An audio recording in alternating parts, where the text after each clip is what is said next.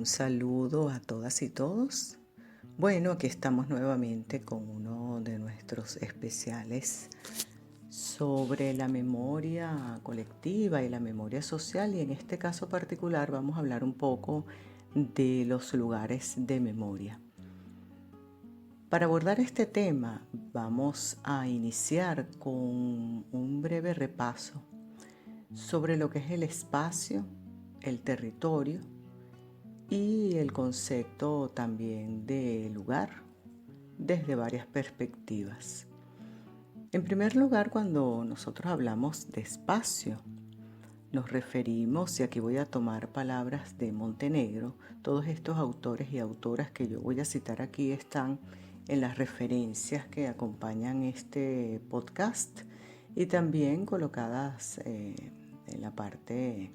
de los comentarios que acompañan también la publicación. Montenegro habla de que el espacio es un sitio, digámoslo así, creado en el proceso para transitar a través de ese sitio,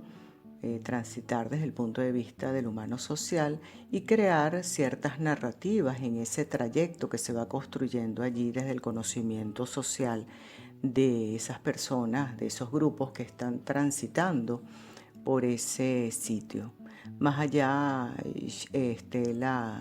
Schindel habla sobre los espacios concretamente en la ciudad,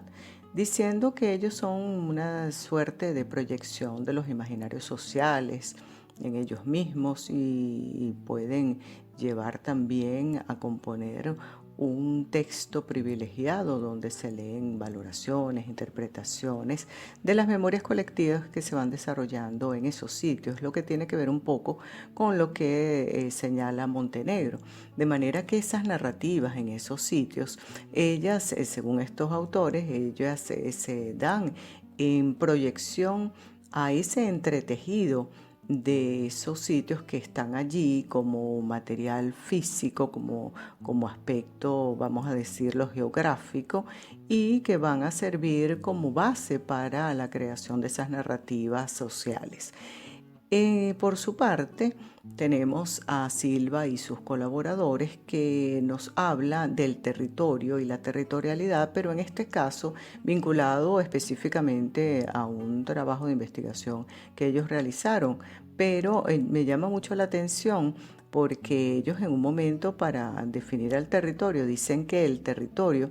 es la prisión que el ser humano ha construido para sí mismo. Y me parece muy interesante ver al territorio desde esta perspectiva como un espacio geográfico, lo ven ellos, y que se construye a partir de los ejercicios de poder, y ellos allí hacen una vinculación con lo que es el territorio, el espacio, digamos, en lo que se refiere a las creaciones del Estado-Nación. Y cuando hablan de esa suerte de prisión que el ser humano mismo crea,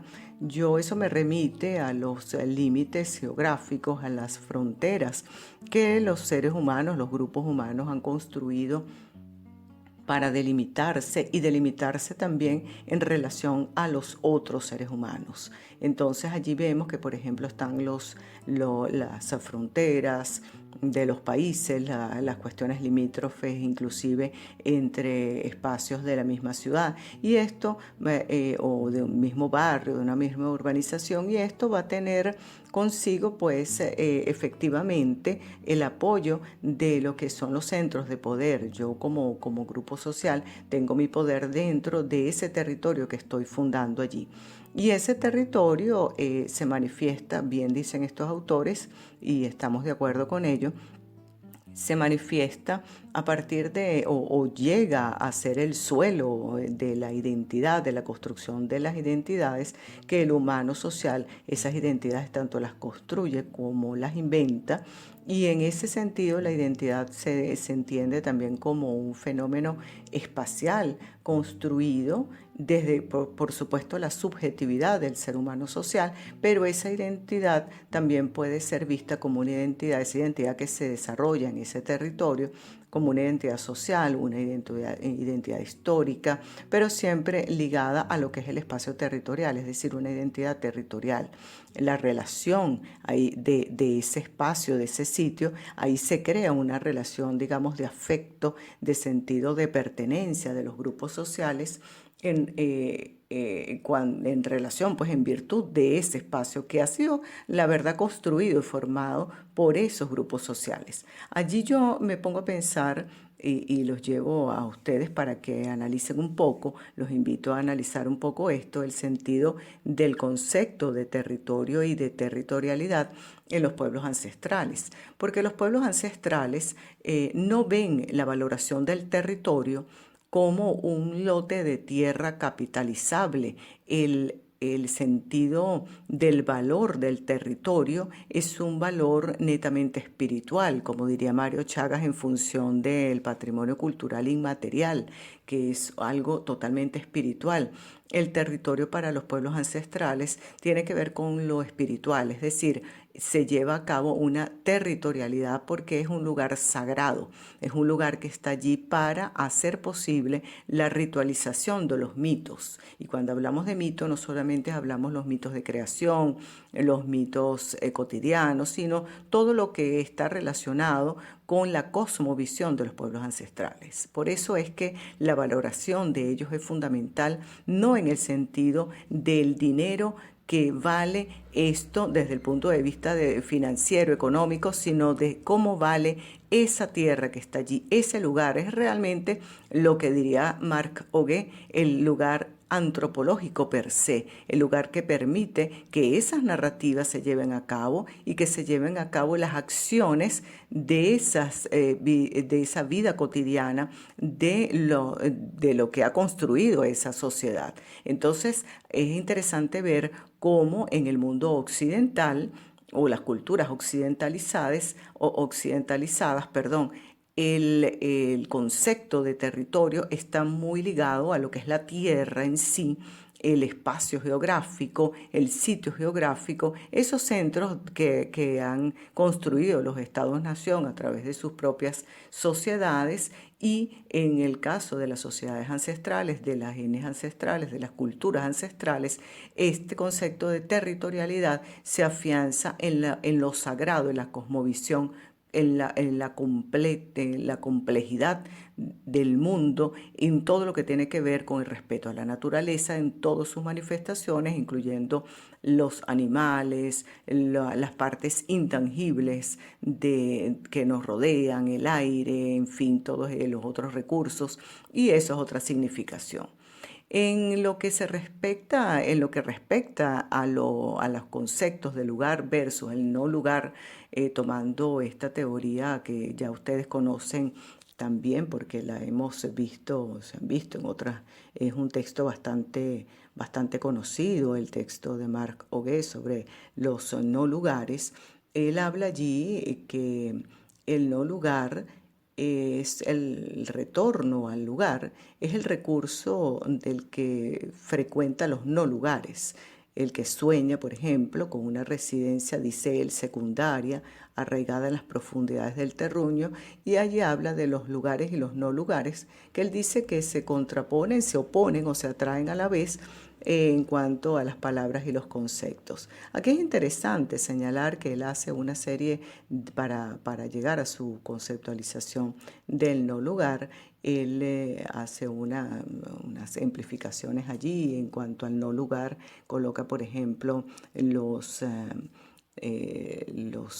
supermercados, coloca también los aeropuertos, los terminales de autobuses, por ejemplo, y él dice que el no lugar está designado por dos realidades complementarias, pero que a la vez son distintas, y habla también de los espacios, de esos espacios constituidos en relación a ciertos fines, como por ejemplo el transporte público, el metro, el comercio, ciertas manifestaciones de ocio, por ejemplo, y la relación que tienen a su vez los individuos en esos espacios. Entonces él dice, pues habla del no lugar como esos espacios que no son aquel lugar antropológico que, porque mientras el lugar antropológico crea lo social orgánico, los no lugares, dice él que crean una contractualidad solitaria. Y él dice allí que los no lugares realmente en esta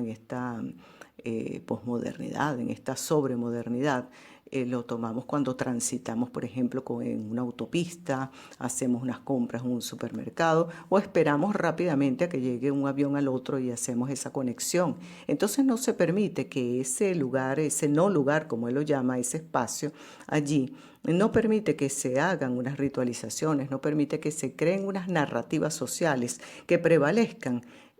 con el tiempo, sino que son espacios de tránsito precisamente por su carácter de oficio, de creación. No es una residencia en sí que nos lleve a estas sociedades, a estos individuos sociales, que los lleve a tener un sentido de arraigo y de pertenencia a esos lugares, sino que son lugares de pasada. Ahí nos ponemos a pensar, y yo los invito a reflexionar, que hasta qué punto los aeropuertos se pueden convertir en un lugar tan de pasada como lo afirma Hoguet, o tal vez sí, en cuanto a la reconstitución y la construcción de memorias que se realizan en los supermercados, perdón, en los aeropuertos que se llevan a cabo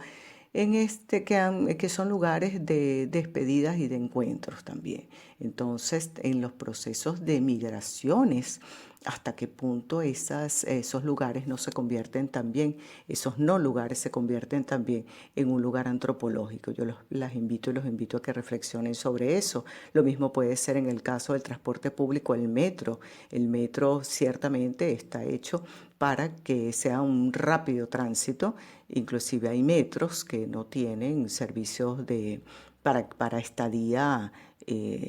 digamos, más larga, no tienen sillas, no tienen baños, sino que es una cuestión que pasa la gente rápidamente para trasladarse de un lugar a otro. Pero ¿qué pasa cuando ese metro se convierte en la casa, por ejemplo, en el dormitorio de las personas en situación de calle, o en el lugar de trabajo de los músicos ambulantes, por ejemplo? ¿Dónde quedan esas memorias? Allí continúan siendo no lugares, o se comienza a crear una narrativa antropológica de ellos, dejando, no de- puede ser dejando de lado su oficio para el cual fueron construidos, o creando a la vez una conexión. Por eso es que, dice Marc Auguet, se atraen y se oponen al mismo tiempo. En este sentido, nosotros vamos a ver la construcción del concepto de lugares de memoria a partir del famoso texto de Pierre Nora, escrito por él. Son varios textos en la década de 1980, a partir de dos cosas fundamentales que están aconteciendo en Francia en ese momento. Por un lado, la necesidad de exaltar el nacionalismo francés, porque él dice que se está perdiendo en ese momento. Las personas, él dice inclusive que se están creando unas memorias muy particulares, las personas están siendo cada día más individualistas y se está perdiendo un poco ese sentido colectivo, ese sentido social. Y por otro lado, la necesidad también de la identificación y sentido de pertenencia de las sociedades francesas en cuanto a su propio país, en cuanto a su propia historia y, por supuesto, los lugares que están relacionados con esa historia. Él habla allí, entre otras cosas, los invito a que revisen el texto de Pierre Nora. Él habla varias cosas muy, muy, muy interesantes en relación a la memoria y esa vieja dicotomía o esa vieja reflexión sobre, que ya lo han tocado otros autores, por ejemplo, Maurice Howatts. Él habla sobre la memoria versus la historia. Y Pierre Nora no deja de hacerlo tampoco. Él dice, por ejemplo, que los lugares de memoria nacen y viven en el sentimiento de que no hay una memoria espontánea, sino que es preciso crear archivos para mantener esos recuerdos vivos. Él dice, por ejemplo, que los lugares de memoria, perdón, las memorias en sí, bueno, ellas están hechas, hay unas memorias que se van construyendo de una manera espontánea, de una manera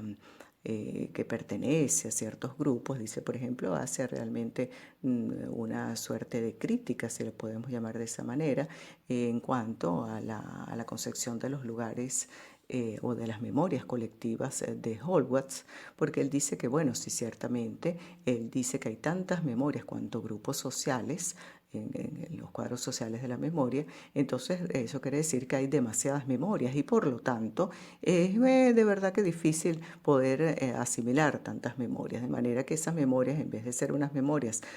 colectivas como tal, ellas pudieran convertirse realmente en unas memorias sociales. Él dice, por un lado, entre otras cosas, que la historia es una reconstrucción siempre problemática e incompleta y que ya no existe, mientras que la memoria es un fenómeno siempre actual, porque ella está en constante representación, en constante transformación, mientras que la historia es una representación del pasado. La historia, él dice, que es una operación intelectual, y mientras que la memoria se instala en los recuerdos. Y dentro de eso es interesante porque él dice que la memoria es más concreta, es una evocación que, que se enraiza, por ejemplo, con el espacio, el gesto, la imagen, el objeto, mientras que la historia se liga a unas continuidades que ella misma va creando en la relación de las cosas. Por ejemplo, la historia ya tiene fechas, tiene marcadas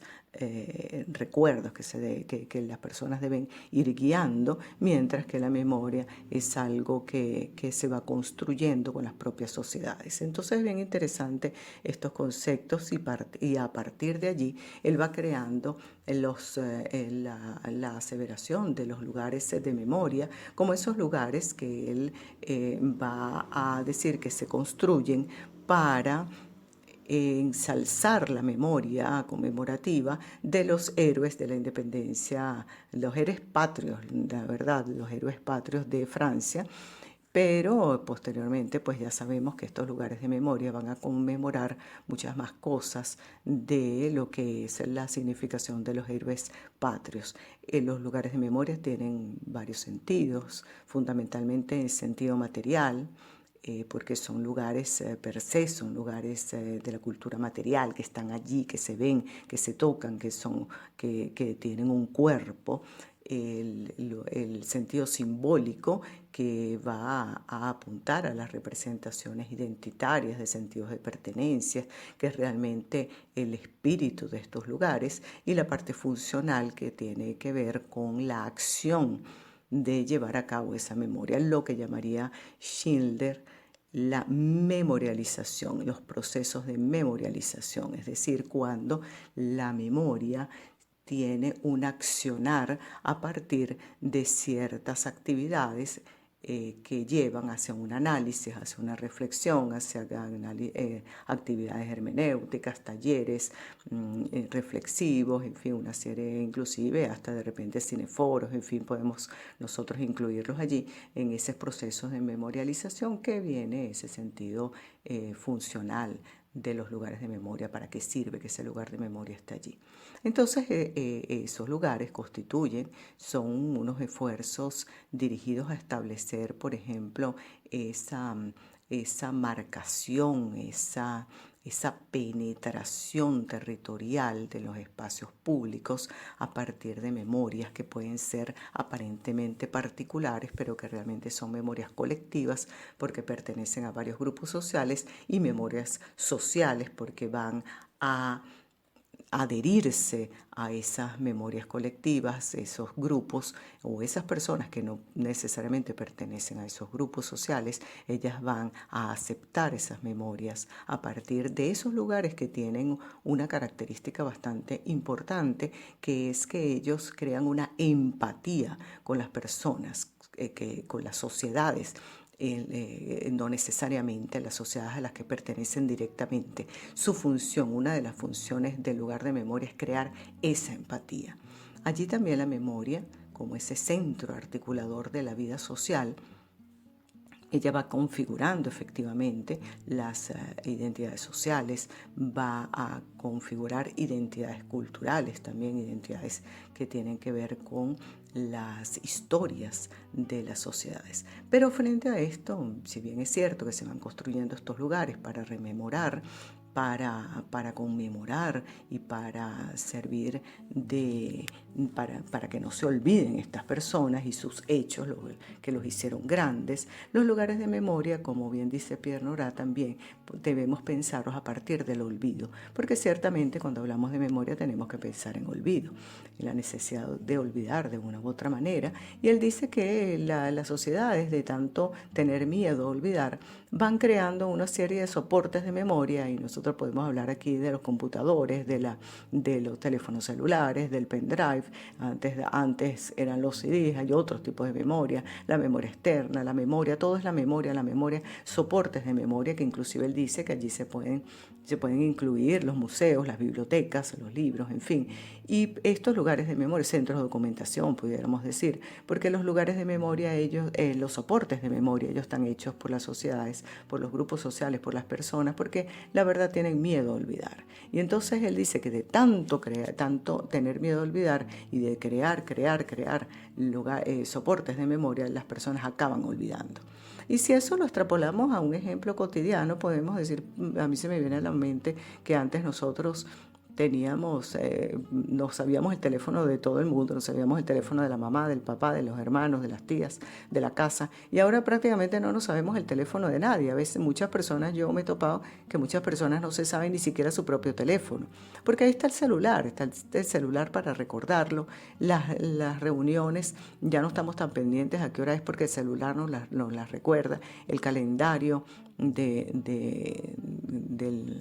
virtual nos los recuerda, nos pone una alarma, nos dice. Entonces ya vamos ciertamente olvidando. Y como bien dice Pierre Nora en esa famosísima cita que todos usamos de una u otra manera, que si habilitásemos nuestra memoria, estoy citando, no tendríamos necesidad de consagrarle lugares. No habría lugares porque no habría memoria transportada por la historia. Y entonces esos lugares de memoria, ellos van a servir como dice Montenegro, de una manera, por un lado, de enunciación y a la vez de interpretación de unas imágenes de sentido que llevan a una construcción de imaginarios colectivos, de entretejido de esas narrativas, de referentes históricos culturales, y eso lleva a la apropiación y la creación de esos símbolos que tienen los lugares de memoria a partir de los relatos, de los valores éticos, de los valores relacionados con la sacralidad, por ejemplo, las subjetividades y las propias identidades culturales, y buscando realmente pues relacionarse con esos objetos a través de esa empatía. Entonces allí vienen estas relaciones con la memoria colectiva, con la memoria social, pero sin dejar de lado, y tenemos que tener bien en cuenta eso, que existe el olvido sistemático, que existe también el olvido voluntario y automanipulado, y que dentro de todo esto están, y hoy vamos a traer esto a colación aquí con los estudios de caso que rápidamente vamos a señalar, las memorias traumáticas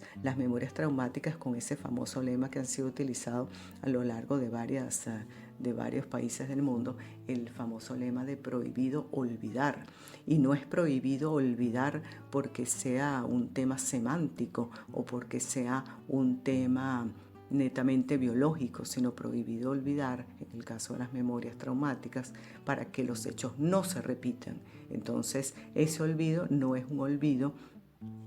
para que dar paso a unas nuevas memorias, sino no es un olvido que no se permite para que no se repitan las situaciones traumáticas que llevaron a cabo en el pasado, y para que no se repitan en el presente y, por supuesto, en un futuro tampoco. Y en este momento entonces llegamos al final de esta primera parte sobre los lugares de memoria, invitándolas a todas y todos para que nos escuchen en la segunda parte, cuando estaremos refiriéndonos a los estudios de caso. Un gran abrazo y seguimos viéndonos y escuchándonos por este medio.